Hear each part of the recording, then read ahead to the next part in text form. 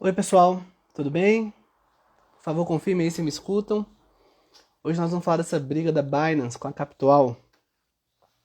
O horário é um pouco diferente, era para ser meio-dia, mas quis testar esse horário um pouco novo, mais para o fim do dia. Edson, bem-vindo. Lorenzo, bom ver vocês aí. Valentim, maravilha. Me escutam bem, pessoal? O som tá bom aí? Hoje eu mudei de celular aqui, tô testando um fone novo, tudo novo. Quem quiser comentar, tá? Fazer perguntas, fique à vontade. Fabi, bem-vinda. Vamos lá, vamos falar do aspecto jurídico dessa briga aí, que é super interessante. As notícias, inclusive, estão muito bem feitas. Se você lê o Valor Econômico, né, os portais especializados em Bitcoin, as notícias são extremamente bem feitas. Mas eu acho que se você não entender a lei que tem por trás, não dá para entender a briga. Grande Valentim. Som ok? Muito bom. Vou esperar aqui um minutinho para o pessoal entrar mais e já vamos começar. Arthur, bem-vindo. Vamos fazer os disclaimers aqui, né? Não sou advogado da causa, o processo está em segredo de justiça, então não dá para ler os autos. Tudo que eu vou falar com vocês é baseado num parecer que eu fiz para alguns clientes, um até australiano e um canadense, sobre investimento no Brasil para fins de Bitcoin, de montar corretora, em que eu cobri uma coisa muito parecida com o que está acontecendo. E com o que eu vi da mídia, né? Então, assim, eu não sou advogado das partes, nem da Binance, nem da Capital, nem de outro banco, nem de nenhuma pessoa que perdeu dinheiro com isso ou ganhou. Eu estou fazendo só uma análise aqui teórica para ajudar quem é advogado, ou economista, etc., né, banqueiro, e quer entender um pouco da regulação brasileira, a se posicionar melhor nesse mercado e saber o motivo da briga e como que eles podem atuar no Brasil sem ter essas dificuldades, tá? Certamente o que eu estou falando aqui não é novidade para os advogados da Binance, porque eles têm um dos melhores escritórios de advocacia do Brasil assessorando eles. E também não é novidade para os advogados de nenhum dos envolvidos. O que acontece é que nesse mercado de cripto, como ele é muito de engenheiros, as pessoas têm uma certa, como eu posso dizer, elas sabem que a lei existe, mas não acreditam, sabe? Elas desafiam mesmo. É muito comum essas empresas de tecnologia, Uber e tal, eles falam, eu sei que tem uma lei aí, mas eu vou peitar, vamos ver o que acontece. E às vezes elas ganham e às vezes elas perdem, né? Como é o caso agora, parece que aí deu um probleminha regulatório mesmo. Arthur, bem-vindo. Paulo, joia. Então, pessoal, já tem algumas pessoas, acho que dá pra gente começar. Então, reforçando, né? Não sou advogado de nenhuma das partes, não conheço ninguém, nem de um lado nem do outro. Estamos fazendo aqui uma análise teórica para ver, para que outras pessoas possam trabalhar nessa área, né? O meu intuito aqui nesse Instagram é um Instagram educacional, é para que outros advogados possam entrar no mercado, especialmente no mercado de consultoria, de assessoria, consultoria e estruturação de negócios, né? Também não sou advogado consumerista. Se alguém tiver algum problema com a Binance, quiser processar a Binance ou a Capital, eu não sou a melhor pessoa. Posso indicar alguém, óbvio, mas eu não sou advogado consumerista, tá? Então vamos lá. Qual que é a situação? A situação é o seguinte: saiu uma notícia lá no Valor Econômico. O Tribunal de Justiça de São Paulo bloqueia. Eu vou te contar que deve ser uma das maiores ações desse ano, do país. Bloqueia 450 milhões de reais. Olha, 450 milhões de reais é meio bilhão de reais, né? Dinheiro pra caramba. Então, como é que uma ação, o Tribunal de Justiça bloqueou quase meio bilhão de reais de uma empresa só? Qual empresa que tem tanto dinheiro para ser bloqueada, né? Então, assim, só o tamanho dessa ação, a magnitude, ela já merece atenção. Mas que ação que dá para discutir meio bilhão é dinheiro, muito dinheiro. Você, em geral, só vê ações desse tamanho não para bloquear realmente dinheiro, fundos, né, reais na conta. Você vê essa ação vai discutir um crédito tributário, uma ação desse tamanho vai discutir precatório, coisa assim, né? De vez em quando um fundo de investimento inteiro, uma intervenção num banco. Mas assim, uma empresa tinha 450 milhões de reais na conta bancária lá em fiat, né, em moeda. E esse dinheiro foi bloqueado, é muito dinheiro. Como é possível uma empresa ter tanto dinheiro em caixa no Brasil, que é um país que tem pouco capital, né, circulando, em que os juros são altíssimos, os juros não, perdão, os juros são altos também, mas a inflação é muito alta, então não vale a pena para a empresa ter dinheiro parado em caixa. Vocês têm noção do absurdo que é uma empresa poder ter 450 milhões de reais bloqueados? Assim, isso é uma doidura, não tem como isso Nenhuma construtora. Se bobear, vai do Rio Doce, não tem 450 milhões de reais na conta. Assim, na conta lá, entendeu? Na poupança, saldo, 450 milhões. Sem estar investido num CDB, numa coisa. É uma coisa absurda. Um choque no mercado isso, tá? Então, como que isso pode ter acontecido? Isso foi o Aristóteles fala, né? Que o início da ciência é o espanto. Eu li essa notícia, o que me chamou a atenção na notícia nem foi criptomoeda, foi o valor. Eu falei, como pode isso? Aí eu fui ver, vou explicar como é que isso pode acontecer. Então vamos lá. Qual que é a situação? A gente tem a Binance. A Binance, né, Binance, é uma corretora de criptomoedas, basicamente a maior do mundo. A sede, pelo que consta, é na Lituânia, embora eu acho que ela deve ter outras sedes, assim, outras unidades pelo mundo, mas a sede principal aparece na Lituânia. E ela atua com a compra e venda de criptomoedas, ela fornece tecnologia, ela tem o seu próprio... É um negócio, assim, enorme, tá? Como se fosse um sistema bancário paralelo mundial. Um negócio muito forte mesmo. Para nós aqui, que estamos de fora, basicamente ela é uma exchange de criptomoedas, igual o mercado Bitcoin, etc. Mas você pode pensar nela não só nisso, mas como uma provedora de ecossistema, uma provedora de software, até em certos casos uma intermediária financeira, tá? Então é um monstro, é um negócio muito grande. Muitos brasileiros, na hora de comprar, vender Bitcoin, etc., usam a Binance, ok? Só que a Binance não está no Brasil. Então, por exemplo, a Binance não é como o mercado Bitcoin, que se eu quiser comprar um Bitcoin lá, o que eu faço? Eu faço um TED aqui local, um Pix, né, uma transferência bancária para ela, e aí o meu dinheiro está lá dentro. Eu posso pagar por boleto, cartão de crédito, um monte de coisa assim. A Binance está no exterior. E aí começa a primeira questão, que na verdade sempre foi uma questão que me interessou muito nesse mundo de criptomoedas, que é o seguinte. A criptomoeda não mora em lugar nenhum. Ela está na nuvem aí, né? Só que o dinheiro mora em algum lugar. E no Brasil, que é um país que tem muita regulação cambial, já foi pior. Mas ainda tem muita regulação. Você tem que tirar os reais daqui e botar eles em algum lugar ou dar eles para alguém que em troca vão te dar a criptomoeda. Claro que existe a mineração, né, que é a originação, a criação de criptomoedas novas, mas o grosso aí da movimentação você está comprando ou vendendo. Então, embora a criptomoeda tenha essa natureza aí, um pouco online e tal, no fundo ela vai chegar numa hora na economia real pelo meio do quê? Pelo meio do pagamento ou do câmbio. Então, se a Binance está na Lituânia, uma base de clientes gigante no mundo inteiro, vamos pensar em Estados Unidos, por exemplo. Quando você está comprando lá na Binance, é como se você estivesse mandando reais para os Estados Unidos, para um americano trocar o real por dólar, e em troca do dólar que ele recebeu, ele vai te dar um Bitcoin. Entendeu? E a Binance faz a intermediação disso. A Binance não faz só isso, tá? Mas é uma parte do que ela faz, a intermediação disso. Pois é. E aí no Brasil, milhões ela atua aqui, milhões por dia, né? A gente viu, se tem um bloqueio de 450 milhões de reais, então tanto que ela deve girar aqui no Brasil. Os clientes dela aqui no Brasil precisam de um meio de acesso, que se chama, né, no mercado um gateway, um meio de pagamento, uma porteira de pagamentos, para que o dinheiro aqui do Brasil chegue à Binance e para quando a Binance faça a liquidação dos bitcoins lá fora, que eu quero dizer por liquidação, ela vendeu o bitcoin para alguém, alguém mandou dinheiro para ela, que esse dinheiro possa chegar aqui para o Brasil também, entendeu? Então tanto vai dinheiro para comprar bitcoin, quanto na hora que a pessoa vê... Eu tô falando bitcoin, gente, mas poderia ser qualquer criptomoeda também, tá? Eu gosto de falar bitcoin como uma síntese aí, seria uma sinédoque, né? Mas ou quando a pessoa vende, também tem que vir dinheiro. Então a gente sabe que a Binance está lá operando, é como se a Binance estivesse operando, digamos assim, o mercado físico, né? Ela está vendendo a cripto mesmo. Imagina que ela é ao invés de ser, se fosse Bitcoin, imagina que ela tá vendendo carro usado, entendeu? A loja de carro usado tá vendendo o carro. Depois, quando ela vende o seu carro, ela tem que te dar o dinheiro, né? O dinheiro muitas vezes cai para a loja primeiro e depois a loja te passa. Ou então quando você deixa alguma coisa para vender em consignação ou no supermercado, né? Pô, uma cachaça, uma cerveja deixou a bebida em consignação no supermercado. O supermercado vendeu a bebida e recebeu o dinheiro. Aí uma hora ela tem que mandar o dinheiro de volta pro dono, o dono da bebida, né? Que seria a indústria. Então a Binance tem essa função. Ela recebe dinheiro numa espécie de custódia,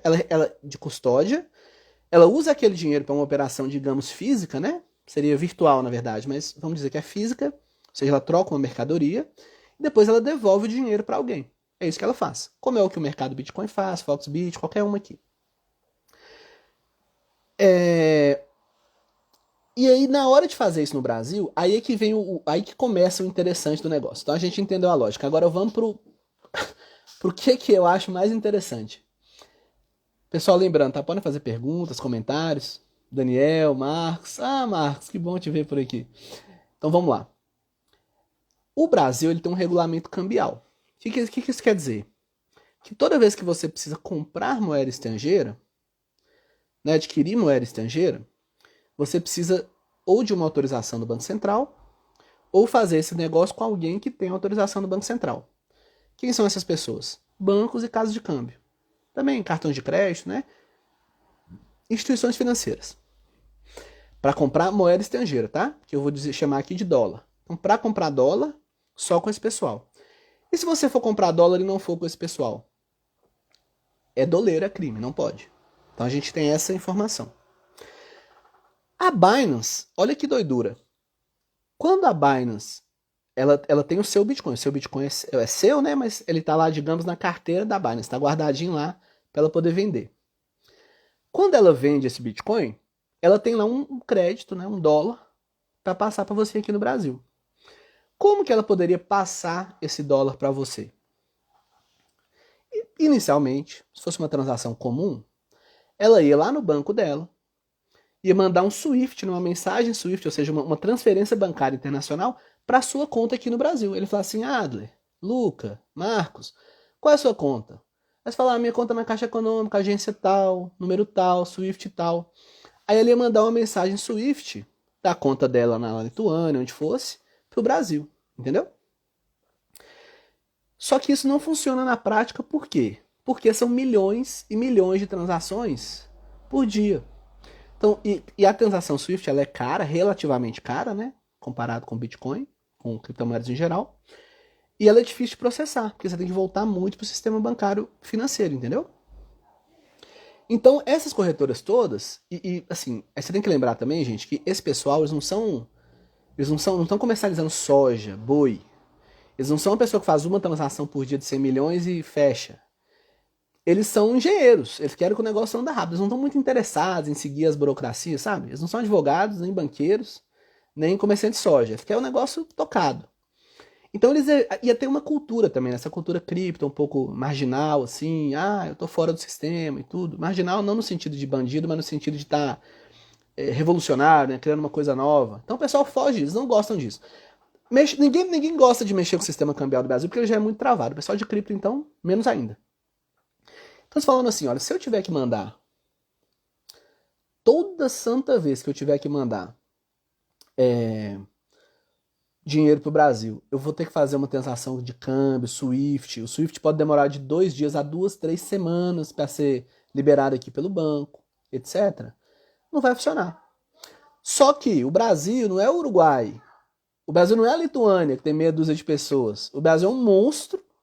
Tem 200 e tantos milhões de pessoas aqui. O pessoal que adora Bitcoin, tem mais brasileiro aplicando em Bitcoin do que na bolsa, né? Então a Binance não pode falar assim, mas o Brasil é muito ruim, não vou mexer. Ela tem que mexer. O povo aqui adora Bitcoin, tem dinheiro pra caramba, muita gente. Ela tem que vir. Só que ela não quer se meter com o Banco Central. Pessoal, isso que eu tô falando, tá bom? Eu não conheço a Binance, não conversei com o CEO lá e tal. Tô presumindo que é o comportamento dela baseado em outros clientes que eu tenho que tem o mesmo perfil, viu? Não sei que é bem. A Binance aqui é uma Binance teórica, tá? Aí o que ela. Essa dúvida que ela teve, ela chegou em algum escritório de advocacia do Brasil e falou assim: olha, estou com esse problema, o que você me resolve? E eu já dei esse parecer. Várias vezes até. Eu explicando para a pessoa como é que ela poderia fazer transações no Brasil sem ter que fazer um SWIFT por transação. Ok? E aí, provavelmente, o que foi que o pessoal falou para ela? Falou assim: olha, no Brasil, a gente tem dois institutos jurídicos que podem te ajudar. O primeiro instituto é um contrato lá do Código Civil. Esse contrato deve ter 1000 ou 2000 anos, vem lá do direito romano. E a maioria das pessoas nem sabe que ele existe. Mas ele existe, ele está lá, vocês vão poder olhar. Chama contrato de comissão. Quando a gente fala contrato de comissão, a gente pensa o quê? A gente escuta o quê? Corretagem, né? O que é corretagem? Fui vender o imóvel, a imobiliária ganha 5%. Não é isso. É porque o pagamento que você dá para a imobiliária que vendeu a sua casa chama comissão. Mas não tem nada a ver. Contrato de comissão é outra coisa. O contrato de comissão é assim, ó. digamos que eu quero vender meu carro, tá? Eu chamo um cara, que vai ser o meu comissionado, né? E falo assim, vende esse carro para mim. Ele não vai dizer para a pessoa, estou vendendo o carro do Adler. Ele vai no mercado, ele vai vender o carro como se fosse dele, ele vai receber o dinheiro na conta dele, entendeu? O carro, para todos os efeitos, é dele, ele vai fazer um negócio em nome próprio. E depois que ele receber o dinheiro e resolver tudo, ele vai chegar para mim e falar, Adler, vendi o seu carro, tá aqui o dinheiro e minha taxa pelo serviço vai ser tanto. Entenderam? Isso, falando assim do carro, não faz muito sentido, porque a gente não costuma vender carro assim. Mas se você pensar em negócios agrícolas, isso é muito comum, sabe? A pessoa tá vendendo lá porco, soja, qualquer coisa assim. Aí o cara, ao invés de falar tudo, ele fala, eu tô representando o fazendeiro fulano de tal. Ele vai lá e fecha 30 negócios. Pra você um caminhão de soja, pra você 10 sacas, pra você não sei o quê. Em nome próprio, ele é corresponsável, entendeu? Ele fecha os negócios. Sabendo que depois ele tem o cara lá atrás pra honrar. Então esse contrato chama comissão. Ele é um contrato muito próximo da procuração, tá? Da gestão de negócio, da procuração. Tem uns detalhes técnicos. Quem for advogado depois, é só ir lá no Código Civil, vocês vão lembrar que um dia vocês viram isso na vida de vocês. Só que como é um contrato pouco usado hoje em dia na prática, porque ele foi engolido pelo contrato de corretagem, as pessoas normalmente não prestam atenção. Mas, pois bem, alguma instituição aqui do Brasil falou assim, Binance, tem um jeito.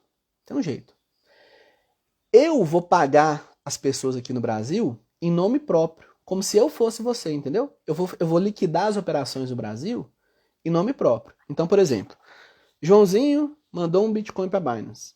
Vender lá o Bitcoin por $20 mil, cento e poucos mil reais. Aí a Binance, ao invés de mandar os 100 mil reais pro Joãozinho aqui por câmbio, ela já tem um contrato de comissão com essa empresa no Brasil, que é a Capital, né, que saiu na televisão. Essa é na televisão também, mas saiu no jornal.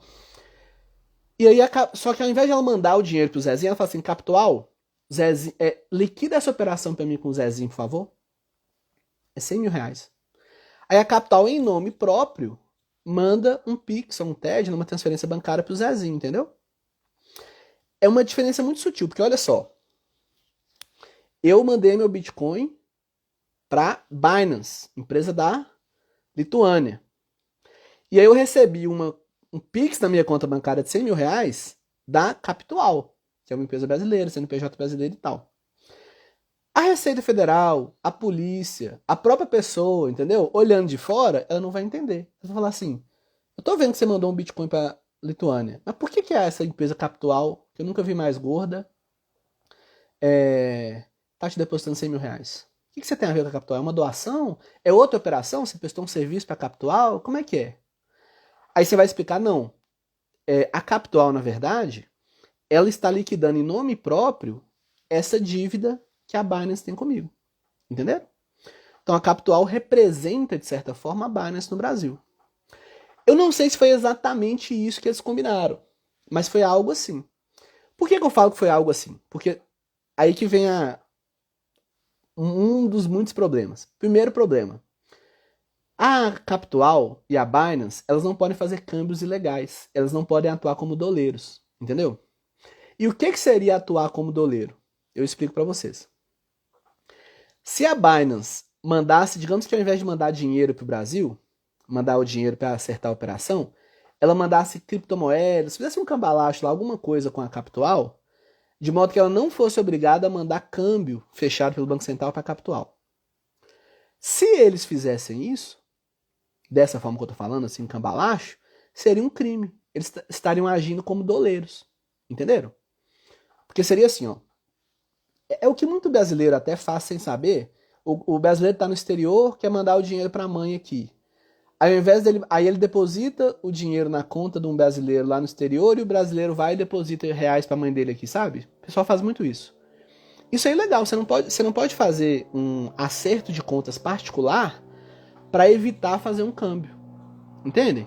O Banco Central quer que você mande câmbio direto. Você não pode ficar fazendo acertos, mantendo contas paralelas ao sistema cambial com o efeito de um câmbio.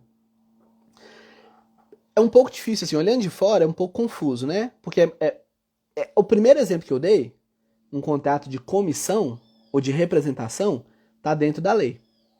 Por quê? Porque mais cedo ou mais tarde, digamos assim, no fim do mês ou no fim de um trimestre, vai ter uma espécie de uma conta corrente aberta entre a Capital e a Binance vai no fim do dia mandar, no fim do dia ou do mês ou do trimestre, no fim das contas, passar a régua, vai mandar um câmbio para Capital, falando assim, Capital, durante os últimos 3 meses você movimentou para mim no Brasil R$ 1 milhão. Então estou aqui mandando 1 milhão, sendo que desse 1 milhão, 950 mil você mandou para clientes e 50 mil é o preço do seu serviço. Entenderam? Dessa forma, isso é legalizado.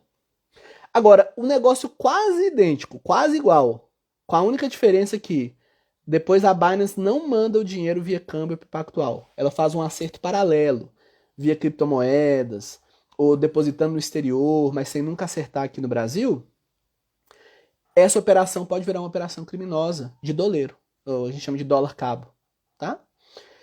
Ou seja, a operação quase idêntica, essa aqui está totalmente dentro da lei e essa aqui é criminosa. Entenderam? E essa não é a única forma de fazer. Tem entre esses dois extremos que eu falei, você tem outras formas intermediárias. Por exemplo, dou um exemplo. Ao invés da Binance mandar o câmbio direto para o brasileiro, ela pode mandar o câmbio para a Capital e a Capital ter uma procuração aqui do brasileiro para fechar o câmbio em nome do brasileiro. Entenderam? Essa procuração a gente não vai passar em cartório, não dá. Mas pode ser que lá nos termos de uso da Capital, na hora que o brasileiro falou que vai aceitar, tem lá uma pequena procuração em que a Capital seja autorizada a fechar o câmbio em nome do brasileiro. Poderia ser assim também. Entende? O que importa no fim das contas é o seguinte. Essa transação entre a Capital e o brasileiro, ela tem que ter uma determinação jurídica. Pode ser um contrato de comissão, pode ser um pagamento em que a Capital age como procuradora da Binance, pode ser que a Capital agiu como procuradora do brasileiro para receber o dinheiro da Binance e depois só repassou o dinheiro para ele, entendeu? Tem que ter algum tipo de formalidade. E depois o dinheiro que a Binance manda para a Capital também tem que ter algum tipo de formalidade. Normalmente um contrato de câmbio. Tem algumas outras formas de fazer isso que seria complicado demais explicar aqui, mas vocês estão entendendo, né? Assim, na hora que o dinheiro vem do exterior para a Capital, ele tem que ter uma justificativa jurídica, um contrato, alguma coisa. E na hora que o dinheiro sai da Capital para o cliente final, para o Josézinho aqui, Joãozinho, ela também tem que ter uma natureza jurídica. Tá? A situação é essa. Bom, beleza. E qual que é o problema? Por que isso não foi feito? Ah, porque aí entram as regulações do Banco Central. Então eu estava lendo até numa notícia o seguinte. Essa própria Capital, além de atender a Binance, ela atende outras corretoras de criptomoedas. Ao que parece, quando ela vai atender a outra corretora, ela pede alguns documentos. Documento mesmo, cópia da identidade, nome da mãe, umas coisas assim, sabe? Às vezes até identificação biométrica, né? Uma foto da pessoa. Por quê? Provavelmente nessas outras criptomoedas do exterior, elas já seguem um protocolo conforme a lei brasileira. Então, ou essa Capital deve estar agindo como procuradora, ou fazendo algum desses contratos que eu mencionei aqui. Para a Binance, parece que não. Para a Binance, eles estavam fazendo um acerto menos formal. Não vou falar que seja ilegal, tá? Porque eu não sei bem como é que foi feito. Mas era menos formal do que eu esperaria para um negócio desse tamanho, tá? E aí, nas notícias também, o que a gente tem? Que o Banco Central deu uma chamada na Capital.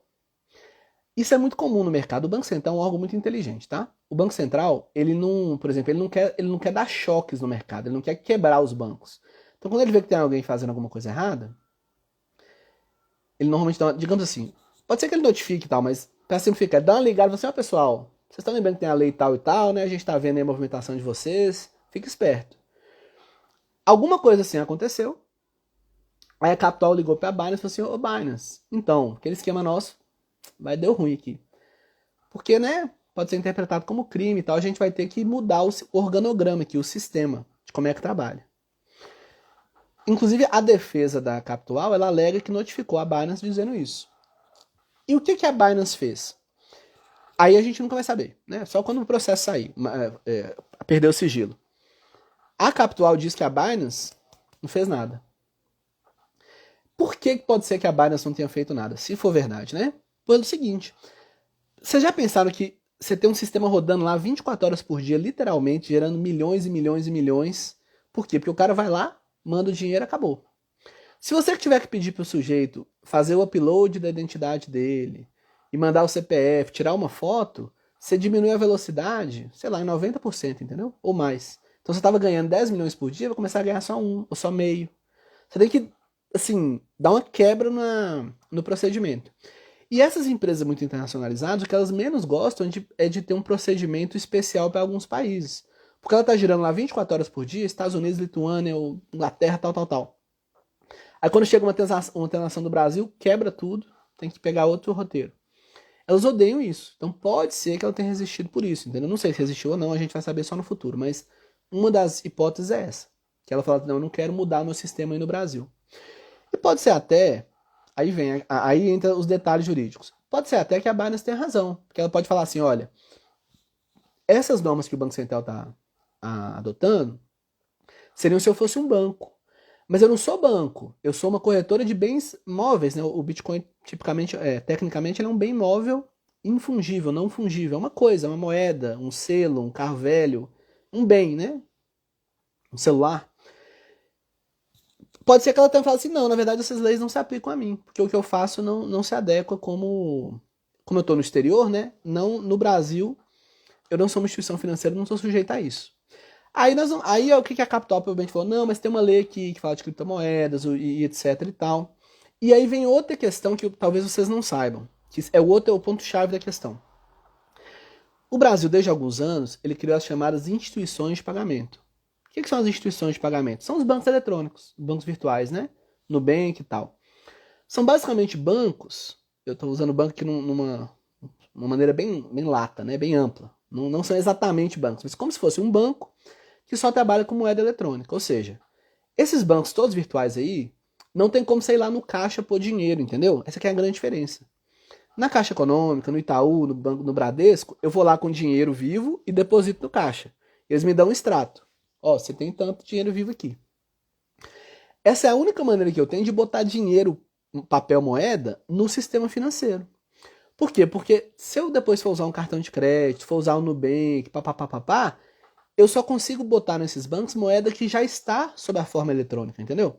Eu consigo ir no Itaú com um maço de nota e depositar 10 mil reais. Esses 10 mil reais, uma vez no Itaú, ele é como se ele se transformasse, né, em moeda eletrônica.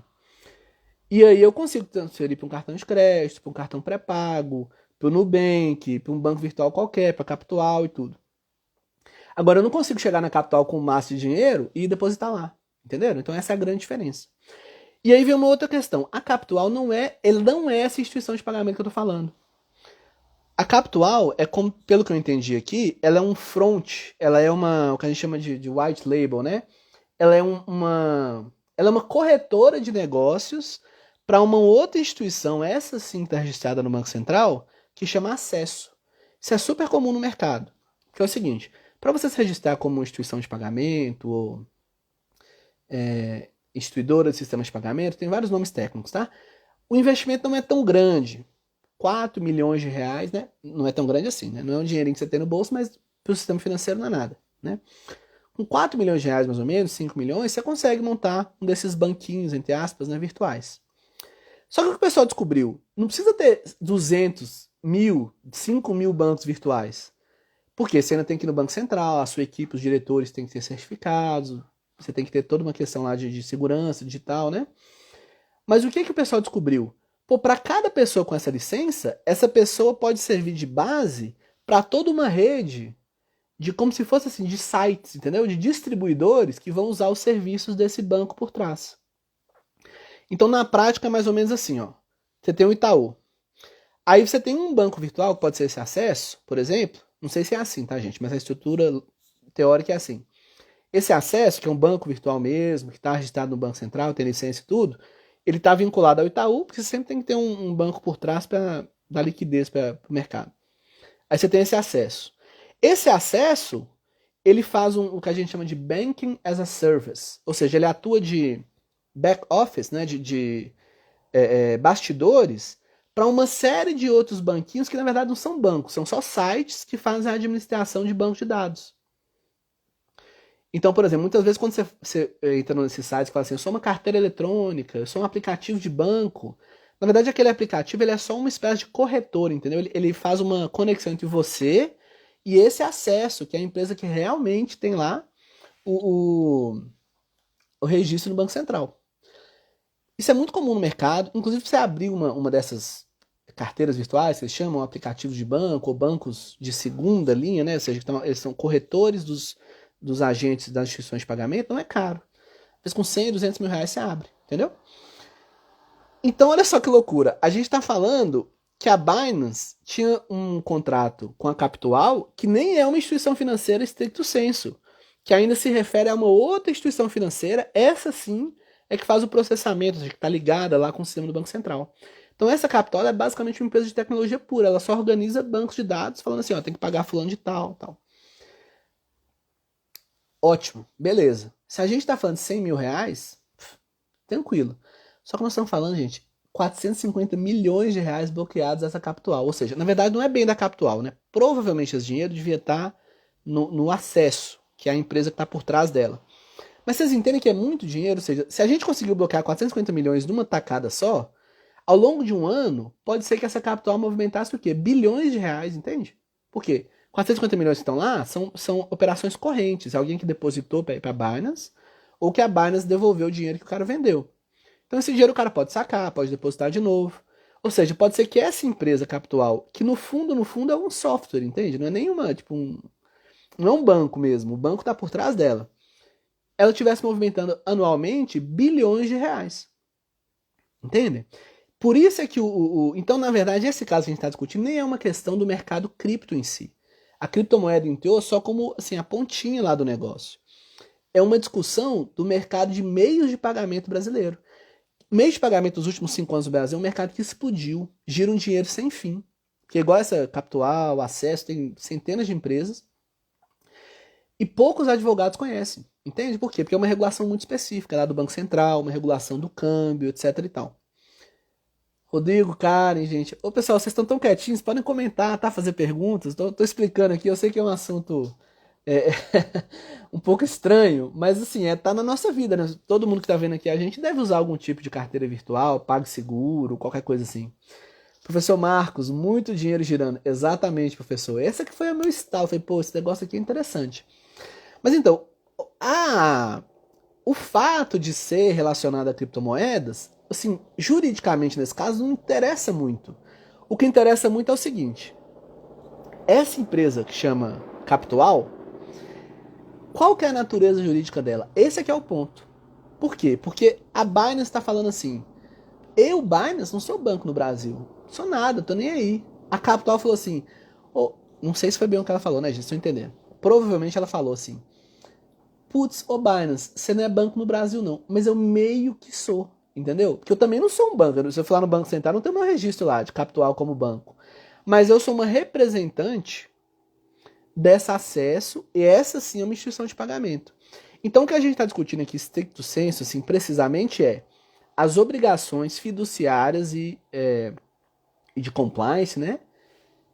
Desses representantes virtuais das instituições de pagamento. Então esses representantes, que são mais ou menos bancos, eles têm que seguir as leis de lavagem de dinheiro, eles têm que seguir as normas do Banco Central, entendeu? Quais são as obrigações deles? Aí é que apareceu. Parece que o Banco Central ligou, ou para acesso ou para capital, e falou assim: ô pessoal, é o seguinte, tem que seguir a lei, tá? Eu quero. E seguir a lei em qual sentido? O que eles alegaram? Eu quero que cada pagamento esteja individuado, com o CPF da pessoa, que você tenha uma análise, uma base documental para saber se eu precisar saber quem é essa pessoa, eu preciso saber onde é que ela mora, quem é a mãe dela, entendeu? Eu preciso saber identificar essa pessoa. Por quê? Porque eu quero evitar golpes, né, pirâmides, e evitar que haja fluxo de dinheiro ilegal, tráfico de drogas. Porque vocês entendem, por exemplo, qual é a preocupação do regulador? Digamos que o tráfico de drogas está com uma montanha de dinheiro, tá? Montanha lá. O tráfico de drogas no Brasil gira, nem sei, trilhões, né? Quase. Infelizmente. Aí ele tá com aquela, digamos que ele tem $1 bilhão, tá? Um dinheirão. Aí por meio de doleiros, ele manda esse dinheiro pro exterior. Ok? Então o dinheiro já aqui no Brasil sumiu. Lá no exterior ele usa esse dólar para comprar Bitcoin. Aí o Bitcoin ele manda para a Binance e a Binance manda aqui no Brasil depositar para um fulano de tal. Então do nada, essa Capital deposita lá 100, 200 milhões de reais para um fulaninho qualquer. O Banco Central quer falar assim: ô Capital, existe o risco desse fulano aí que recebeu 100 milhões de reais ser um traficante? O que a Binance quer dizer? Tem nada com isso. Não sou banco, eu mandei, o cara tinha Bitcoin aqui, eu mandei pagar. E a Capital, o que ela responderia se ela seguisse a linha da Binance? Ela responderia Banco Central assim, sei não, cara, eu só tô pagando em nome da Binance, entendeu? Aí o Banco Central falou assim, que bonito, então a Binance tá ganhando dinheiro, você tá ganhando dinheiro e eu não posso saber se esse cara é traficante, ele movimentando uma quantidade absurda dessa. Quando você movimenta R$ 1.000, não, eu tô movimentando R$ 500 milhão aqui na minha conta bancária. Aí você não sabe se esse dinheiro é criminoso, terrorismo, guerra na Rússia.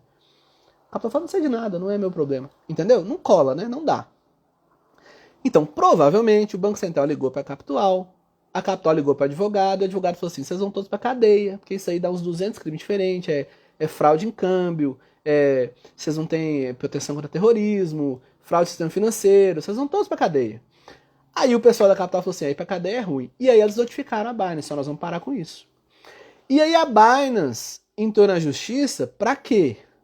Pra evitar que a Capital malversasse esse dinheiro, ou seja, pra bloquear o dinheiro, de modo que a Binance tem esse dinheiro, na verdade, gente, é uma dívida, provavelmente, tá? Não tenho certeza, mas boa parte dele é uma dívida da Binance com os clientes brasileiros. Né? O cara mandou o Bitcoin pra Binance, a Binance vendeu, tem que pagar o cara.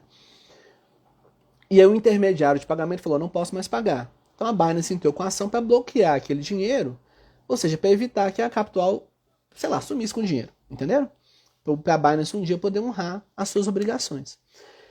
Então esse é o contexto da briga. O contexto da briga não é a regulação de Bitcoin, é muito indiretamente. É uma regulação sobre o mercado de pagamentos brasileiros e as obrigações regulatórias que esses entes intermediários têm. E o que eu queria reforçar para vocês? Qual é o papel do advogado nisso? Eu já atuei em planejamentos como esse. Então o papel do advogado é para começar a entender toda a operação. Igual eu falei para vocês. A natureza jurídica, um contrato de compra e venda, depois um contrato de comissão, depois um câmbio, papapá. As regulações são Código Civil, norma do Banco Central, norma antiterrorismo, entender tudo. E no meio desse contexto você monta uma operação que não vai dar bizil, que não vai dar problema. Ou seja, você montaria uma operação que evitaria esse susto. Que evitaria do Banco Central ligar para a empresa e o diretor lá desesperar. Entendeu? Esse é o papel do advogado. E é um papel super valorizado, tanto que quem está representando a Binance é o Pinheiro Neto, um dos maiores escritórios do país. E os escritórios que trabalham com essa parte de planejamento, de estruturação, não só de criptomoedas, tá, pessoal? Criptomoeda também, mas a estruturação de operações internacionais de modo geral. Porque essa operação, ela na verdade, embora tenha um pano de fundo de criptomoedas, a gente poderia dizer que ela é uma operação de compra e venda internacional, de corretagem internacional, entende? A Binance é uma bolsa de valores que faz uma intermediação de negócio, uma espécie de corretagem, com uma mercadoria que ao invés de ser milho, ao invés de ser soja, é Bitcoin. Mas a lógica é essa, entende? Então, montar uma operação dessa, incluindo todo o fluxo de pagamento, todas as regulações acessórias, é uma questão de muita inteligência jurídica e demanda o papel dos advogados. Pouquíssimos advogados que eu conheço estão qualificados para fazer isso. Eles têm todos os elementos para montar uma operação desse tamanho. Por quê? Porque essa operação depois, gente, pensa bem, ela vai virar contratos, ela vai virar discussões com o Banco Central para tirar dúvida, contratos internos, contratos internacionais, entendem? Tem muita coisa aí junta. Qual que é o problema? O pessoal, normalmente da engenharia, o pessoal que monta essas operações, eles estão preocupados só com a solução técnica. Então, na hora que eles conseguem um software que consegue processar 2 milhões de transações por dia, eles falam, tá resolvido. E manda tocar o pau. Aí quando chega nessa parte aí da lei do terrorismo, qual que era, mas é uma comissão, entendeu? Eu sou um engenheiro, não vai ficar assim. Mas é uma comissão, ou é uma corretagem, ou é um mandato para gestão de negócios. Vai ficar suspirando. Isso é coisa do advogado, né? Mas, embora seja uma coisa chata do advogado, aí, deu uma briga de quase R$500 bilhão. Estão entendendo? Isso, ó, minha opinião, isso é uma falha grave e inadmissível. Alguém nesse circuito aí negligenciou alguma obrigação. Porque não tem como você montar uma operação que vai dar um pau, um problema de R$500 bilhão. Entendeu? Isso é absurdo, nem um estagiário faria isso. Alguém aí falhou gravemente. Por quê? Porque isso é a primeira coisa que você olha na hora que você vai pegar uma operação escalável, é como evitar que ela dê um problema desse. Que é o tamanho desse problema. É um problema sem tamanho isso aí. Tem milhares de pessoas, se não for milhões aqui no Brasil, aguardando depósitos. Travou a Binance toda, gerou impactos até em outros países, né? Então, assim, isso não pode acontecer. Esse é o papel do advogado consultivo, que eu estou defendendo muito aqui, né? Eu defendo muito que o advogado tem que saber a parte internacional e a parte consultiva, justamente para montar negócios que funcionem. É claro que o advogado lá do processo vai ganhar um dinheiro agora que deu briga, mas os advogados que vão resolver o problema também vão ganhar muito dinheiro. Porque agora vai ter que vir os advogados para evitar que essa briga aconteça, entendeu? Aí ninguém mais quer uma briga desse tamanho. Então vai ter os advogados da Binance, dos bancos, etc.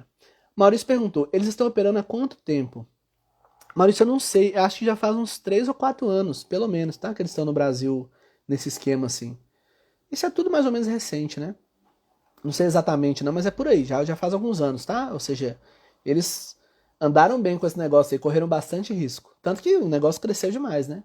Mas quando o negócio é mal planejado, não adianta. Porque por mais que ele cresça, olha só, o cara tá com 450 milhões parado. Gente, 450 milhões de reais parado. Já tá parado há uns 10, 15 dias. Isso aí, de juros, já é um absurdo. Mas de dinheiro parado que poderia ter girado para a empresa, é um prejuízo, assim, multimilionário, entende? E é uma ação judicial, né? Quanto tempo vai demorar isso aí? Mais 6 meses? Mais um ano?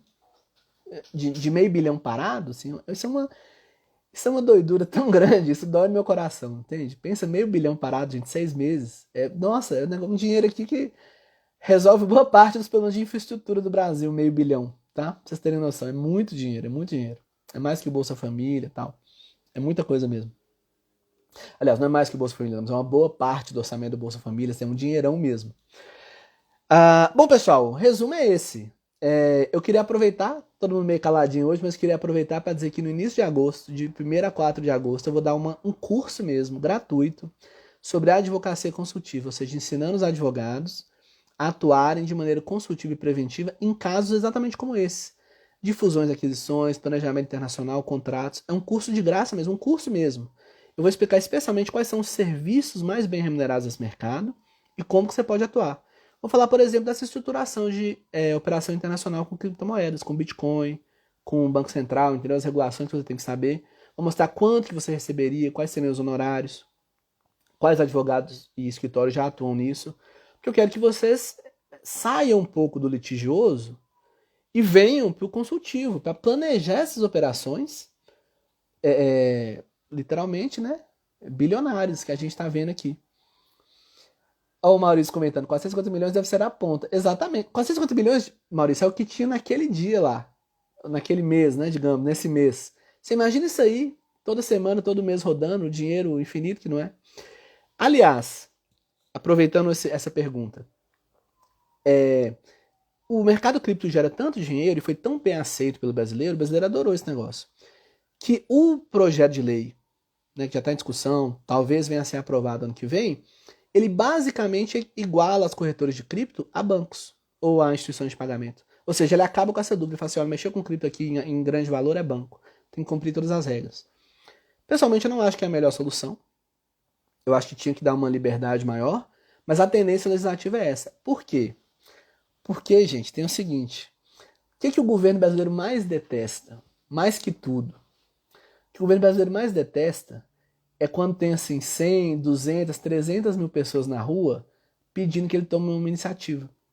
Porque olha só, digamos que essa situação não se resolva e que tenha 200 mil aplicadores ou investidores em Bitcoin, usuários da Binance no Brasil, que vão querer reparação. São 200 mil processos do PROCON, porque o que eles vão dizer? Eles vão dizer que, até com certa razão, eles vão dizer que a Capital representa a Binance no Brasil, representa no sentido legal, tipo, é um representante mesmo, uma procuradora. E vão ajuizar as ações certamente contra a Capital, que a Binance está na Lituânia, né? Seria muito difícil. São 200 mil ações judiciais ou mais, 200 mil denúncias no PROCON. O governo detesta isso, o governo odeia. Por quê? Porque ele vai ter que processar 200 mil ações judiciais, entendeu? Por culpa, basicamente, de uma empresa só. Então, o que o governo quer? Ele quer eliminar essas coisas. Ele quer matar isso aqui na raiz, tá? Isso que eu tô falando pra vocês é meta jurídico, né, gente? É mais de política, mas é a verdade, é assim que funciona. Então, ele quer evitar que daqui no futuro, todo ano tem um evento que entre 1 milhão de pessoas na justiça, porque ele não vai conseguir resolver. Então, por isso é um dos motivos que ele está querendo equiparar as grandes corretoras a bancos, porque aí segue a regulação do Banco Central e o Banco Central funciona. Vocês viram que com o telefonema, né, o cara lá tremeu. De novo, né, gente? Não sei se foi bem assim, mas deve ter sido algo assim. Ó, pessoal, então, entenderam, né? Cadeia. O cara ligou para advogado, ô, esse negócio da cadeia é verdade? O cara fala, não, pura verdade, vocês estão fazendo tudo errado. Então o cara, olha, olha o culhão que a pessoa tem que ter para ligar para a Binance e falar assim, olha, tem meio bilhão seu aqui comigo, não vou pagar não, tá? Eu vou esperar a justiça resolver, abraço. É uma ligação forte, né? Que foi o que aconteceu, entendeu? Não foi brincadeira, gente, foi um negócio seríssimo. O culpado disso tudo foi alguém que lá atrás assumiu esse risco.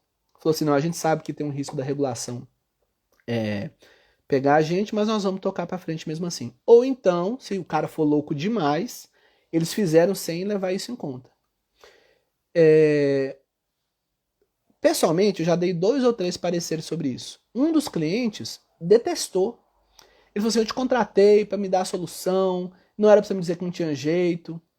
Falei, cara, tem jeito, mas o jeito você tem que seguir a norma brasileira, senão não tem como eu garantir. O cara ficou bravo. Esse é o australiano que ficou bravo. Porque ele falou, não, porque eu sei que tem outras empresas. Aí vem o problema, né? Eu sei que tem outras empresas que operam e não seguem o Banco Central. Aí eu falei, outro motivo que esse caso me chamou a atenção é porque eu falei assim, olha, eu sei que tem gente operando sem seguir as normas, mas vai dar problema. O problema tá aí. Deu o problema. E foi um problema muito maior do que eu podia imaginar. Eu achei que o Banco Central ia dar uma multinha de 5 milhões e o cara ia dormir na cadeia e pronto. Não. Meio bilhão de problema, entendeu? Então, assim, essas estruturas multiplicativas, né, que atuam com muita velocidade, você tem que fazer certo do início. Senão depois para resolver é muito difícil. Tá bom? Betânia, que bom te ver aqui. Grande advogada também, tá, pessoal? Betânia aí, ó. Bom, muito obrigado pela audiência, pessoal. Esse era o resumo que eu queria fazer. Ficou até grande demais. Já convido vocês, tá? De 1º a 4 de agosto, vou fazer um curso mesmo. Vai ser de graça, não precisa pagar. É um curso que eu vou dar sobre a advocacia consultiva, ensinando vocês a identificarem oportunidades de mercado, como essas criptomoedas, para vocês poderem vender parecer, consultorias, tá? Para ganhar dinheiro, mas não só para ganhar dinheiro, mas para ajudar o mercado brasileiro, né? Porque olha só, isso vai ser anos de problema na justiça, esse tanto de gente aí sem receber. Então, para evitar essas coisas, fazer a economia brasileira girar de maneira melhor, né? E claro, também ganhar dinheiro, ser bem remunerado. Por que não, né? Yuri, bem-vindo. Então, pessoal, era isso. Eu agradeço demais a presença de vocês. Se ficou alguma dúvida, ninguém quase comentou nada, nem perguntou. Em geral, o pessoal pergunta bastante. Podem fazer agora. Eu vou dar um minutinho aí pra gente fazer perguntas. Depois eu encerro, pra todo mundo curtir o fim de semana. Ah, Rosana, de nada. Foi um prazer, tá? Então, pessoal, ficou alguma pergunta aí? Algum detalhe? Se alguma coisa não ficou clara, né? Eu sei que o assunto era um assunto meio bagunçado, né?